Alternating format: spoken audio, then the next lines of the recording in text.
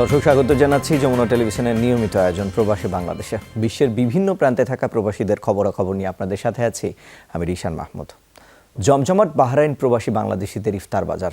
বাংলাদেশি মালিকানাধীন রেস্তোরাঁ এবং অস্থায়ী ইফতারের দোকানগুলোতে দেখা যাচ্ছে ক্রেতাদের উপচে পড়া ভিড়। এসব ব্যবসা প্রতিষ্ঠানে মূলত পাওয়া যায় বাংলাদেশের জনপ্রিয় সব ইফতার সামগ্রী। বৈশ্বিক অর্থনৈতিক মন্দার মধ্যেও বাহরাইনে রমজান উপলক্ষে বিভিন্ন পণ্য বিশেষ ছাড় থাকায় খুশি সাধারণ প্রবাসীরা। বাহরাইন থেকে সহকর্মী স্বপন মজুমদারের প্রতিবেদনে বিস্তারিত। বিশ্বের যে প্রান্তেই থাকুক না কেন, ছোলা, মুড়ি, জিলাপি, পেঁয়াজু ছাড়া বাংলাদেশিদের ইফতার যেন জমে না। ভিন দেশেও তাই তৃপ্তি মেটাতে সব খাবারই খোঁজেন প্রবাসীরা।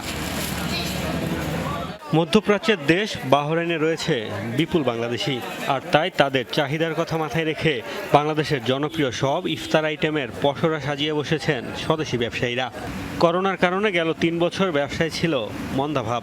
এবার রমজানে আবারও পুরনো রূপে ফিরেছে বেচাকেনা। হরেক রকম বাংলাদেশি খাবার আর বাংলাদেশি ক্রেতাদের দীর্ঘ লাইন। ইফতারের আগ মুহূর্তে যেন রেস্তোরাঁগুলো পরিণত হয় একখণ্ড বাংলাদেশে। কিউ রেস্টুরেন্টে ইফতারের যত রকম আইটেম আছে, আমরা খুব সুন্দর সুন্দর আইটেম তৈরি করে থাকি। এবছর গত বছরের চাইতে আমাদের চাহিদাও বেশি ছিল। সব কিছু আমাদের এখানে পেঁয়াজি, এরপরে চানা, পোলাও, হালিম যাই চান সব কিছু আলহামদুলিল্লাহ রমজান উপলক্ষে স্পেশাল ডিসকাউন্ট। শুধু আমার এখানে, আপনারা বাহরাইনে যারা বাংলাদেশি রেস্টুরেন্ট যান, গালফের সব জায়গা থেকে আলহামদুলিল্লাহ বাহরাইনে খাবারের মূল্য রেট একদম সীমিত আছে। বৈশ্বিক অর্থনীতিতে চলছে অস্থিরতা। দ্রব্যমূল্যের লাগামহীন মূল্যে রমজানে যেখানে বিপাকে অন্যরা, সেখানে উল্টো চিত্র বাহরাইনে। পবিত্র মাস উপলক্ষে চলছে ছাড়ের প্রতিযোগিতা, আর তাই সুলভ মূল্যে পণ্য পেয়ে খুশি প্রবাসীরা। আমরা প্রবাসী থেকেও বাংলাদেশি ইফতারি পণ্য আমরা কম মূল্যে পাচ্ছি, তার জন্য আমরা খুবই আনন্দিত। আমরা প্রবাসের মাটিতে থেকেও আলহামদুলিল্লাহ যে দেশীয় খাবারের স্বাদ সেটা আমরা পাইতেছি বাহরাইনে বসে। বিভিন্ন রেস্টুরেন্ট থেকে প্রতিদিন আমরা ইফতার সামগ্রী কিনি। আমাদের বাংলাদেশিদের রেস্টুরেন্ট থেকে আসলে অনেক টেস্ট সেম আমরা অনুভব করি যে আমরা বাংলাদেশের রেস্তোরাঁ থেকে আমরা ইফতার করছি। পরিবার ছাড়া আরও একটি রমজান কাটছে এই প্রবাসীদের। ঈদও কাটবে দূর দেশেই। সেই দুঃখ কিছুটা হলেও ভুলে থাকতে স্বদেশীদের নিয়ে চলে জমজমাট ইফতার আয়োজন। মোস্তফা মাহমুদ, যমুনা নিউজ। পবিত্র রমজানে ফিলিস্তিনিদের ওপর টানা আগ্রাসন চালিয়ে যাচ্ছে ইসরায়েল। শুক্রবার গাজায় ব্যাপক বিমান হামলা চালিয়েছে ইহুদি বাহিনী। প্রতিবেশী লেবাননে বোমা বর্ষণ করেছে তেল আবিব সেনারা। জেরুজালেমে নতুন করে সহিংসতা না হলেও পবিত্র আল আকসা মসজিদকে ঘিরে বিরাজ করছে থমথমে পরিবেশ। ইসরায়েলি বাহিনীর হামলার পরোয়া না করে শুক্রবার পবিত্র আল আকসায় জুমার নামাজ আদায় করেন মুসল্লিরা। টানা ৩ দিন ইসরায়েলি বাহিনীর বর্বরতার পর এদিন কিছুটা শান্ত ছিল পরিস্থিতি। তবে যে কোনো সময় হামলার শঙ্কা ছিল সবার মাঝে। তবে আগ্রাসনের শিকার হয়েছে গাজা ও লেবানন। দুই অঞ্চল থেকে ইসরায়েলকে লক্ষ্য করে রকেট ছোড়ার কঠোর জবাব দিয়েছে তেল আবিব। ভোর রাতে গাজায় মুহুর্মুহু মিসাইল হামলা চালানো হয়। নেতানিয়াহু প্রশাসনের দাবি লক্ষ্য ছিল হামাসের স্থাপনা, যদিও ক্ষয়ক্ষতির শিকার বেসামরিকরা। গাড়ি বিধ্বস্ত, ঘরবাড়িও ক্ষতিগ্রস্ত। ভাগ্যক্রমে বেঁচে গেছি। গাড়ির ভেতরে থাকলে মারাই যেতাম। এটা আবাসিক এলাকা, এখানে কেন হামলা? ভোররাতে সেহরি খেয়ে উঠেই শুনি বোমার আওয়াজ। মেয়েকে কোলে নিয়ে পালানোর চেষ্টা করি। বাচ্চাটা চিৎকার করছিল ভয়ে। চারপাশে সব ভেঙে চুরে যায়। প্রতিবেশী লেবাননেও বিমান হামলা চালিয়েছে ইসরায়েল। বেশ কয়েকটি বিস্ফোরণে কেঁপে ওঠে দেশটির দক্ষিণাঞ্চল। ইহুদি গোষ্ঠী রাতে গাজা উপত্যকায় এমন বর্বরতা চালিয়েছে, লেবানন সহ পুরো অঞ্চলকে টার্গেট করেছে তারা। একই দিন তেল আবিব ও দখলকৃত পশ্চিম তীরেও ঘটে হামলার ঘটনা।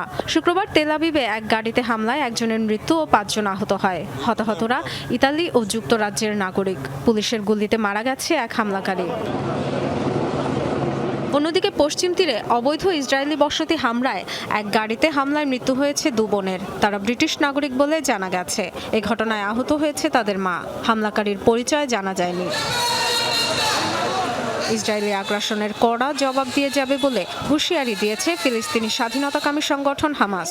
ইহুদি বাহিনীর নৃশংসতার বিরুদ্ধে বিক্ষোভ হয়েছে জর্ডান সহ বিভিন্ন স্থানে। Dorothy Tasrin, Jamuna news. দর্শক, এই বিষয়ে বিস্তারিত জানতে লেবানন থেকে যুক্ত হচ্ছেন আমাদের সহকর্মী বাবু সাহা। বাবু, আপনার কাছে জানতে চাই, বাংলাদেশি প্রবাসীরা যারা আছেন তারা নিরাপদে আছেন কিনা, আরেকটি বিষয় হলো হামলার বিষয়ে দেশটির সরকারের প্রতিক্রিয়া কি, বিস্তারিত জানাবেন আমাদেরকে। ধন্যবাদ রিশান মাহমুদ।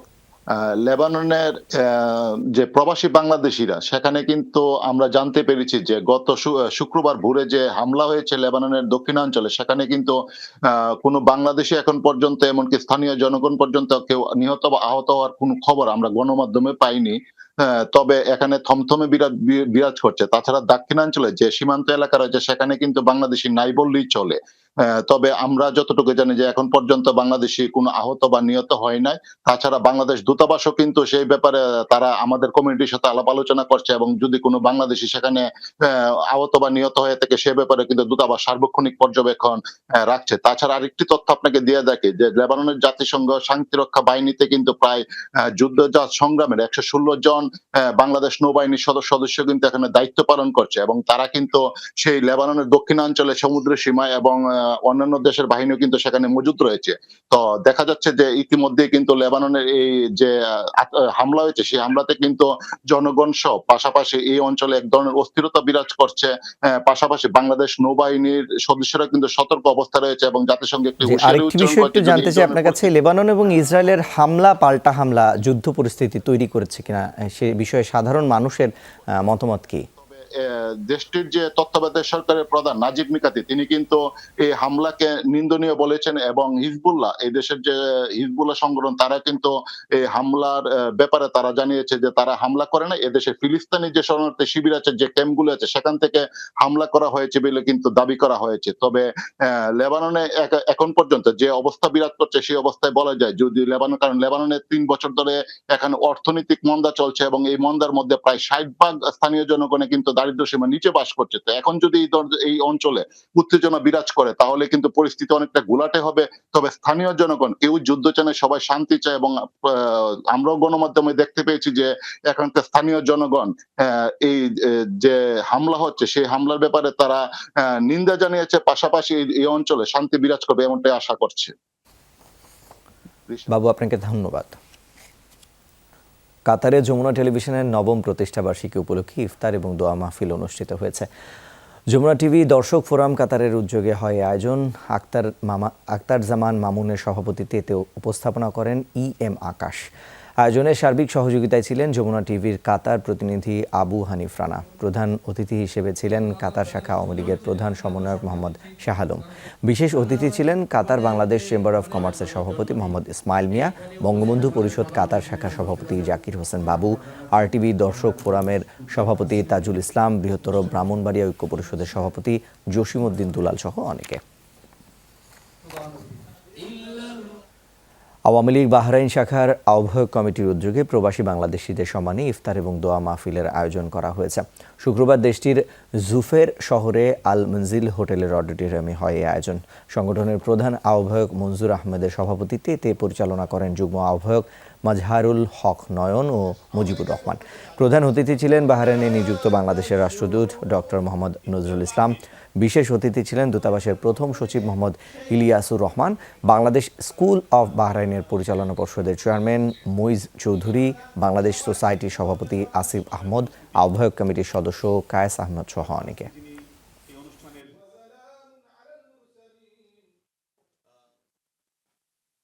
রমজান উপলক্ষে বাংলাদেশ আওয়ামী লীগ বাহরাইন শাখা ইফতার মাহফিলের আয়োজন করেছে।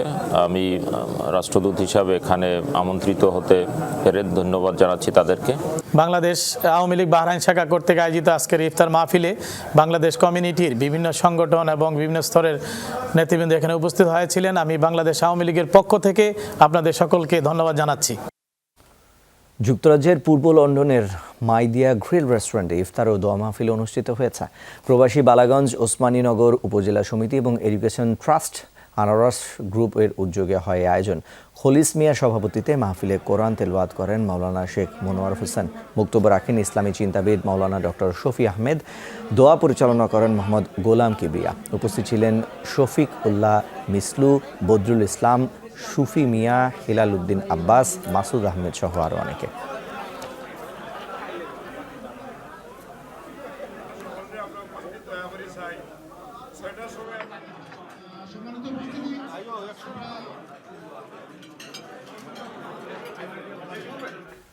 যুক্তরাষ্ট্রের সোনাগাজী উপজেলা কল্যাণ সমিতি ইউএসএ ইনকেভ উদ্যোগে ইফতার মাহফিল এবং দোয়া অনুষ্ঠিত হয়েছে। নিউ ইয়র্কের ব্রুকলিনে নিউ ক্রার্ক বেলাল মসজিদে হয় এই মাহফিল। বক্তব্য রাখেন সংগঠনের সভাপতি মিজানুর রহমান মানিক। উপস্থিত ছিলেন সংগঠনের সাধারণ সম্পাদক মনসুরুল হক রাসেল, সাবেক সভাপতি মোর্শেদ খান বদরুল, বাংলাদেশ সোসাইটির সভাপতি রব মিয়া, নোয়াখালী সমিতির সভাপতি নাজমুল হাসান মানিক সহ আরও অনেকে। এ সময় দেশ এবং প্রবাসের মুসলিম উম্মার শান্তি কামনা করা হয়। দোয়া পরিচালনা করেন মসজিদের খতিব মুফতি আনসারুল হক।